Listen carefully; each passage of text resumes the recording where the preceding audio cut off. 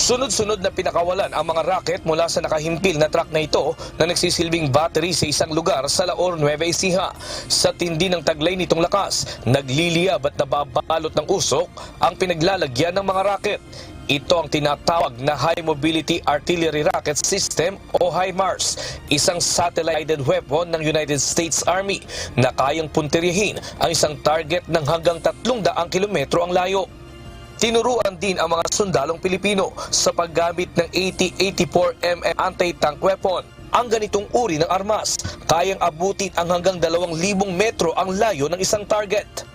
Designed to be used and operated by the soldier in the field on the front lines of the battlefield and used to destroy targets within a line of sight of the intended target. The HIMARS is a much longer over the horizon, beyond the line of sight capability, up to about 2,100 meters, but the intended use is much shorter than that, usually looking at distances under 500 meters. Ang LIDPAR exercises na ito ay bahagi ng Salaknib 2023 joint exercise ng US Army at Philippine Army. Layo nitong mapaigting pa ang interoperability o pagtutulungan ng dalawang sandataang lakas.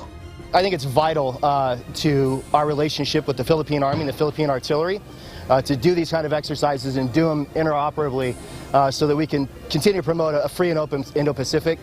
And these are iterative exercises that we're going to continue, and they develop the relationship that we have with the Philippine Army and the Philippine Artillery just to promote good well-being between our two armies together.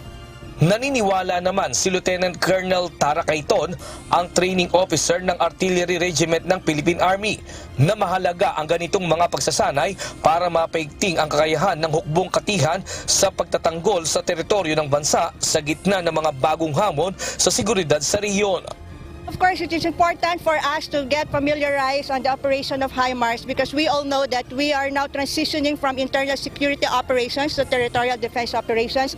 There is ongoing conferences, deliberations on what specific equipment to procure.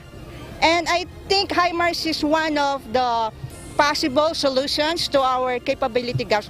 Nestor Torres, UNTV News and Rescue. Diyos ang aming sandigan, serbisyo publiko ang aming pinahahalagahan.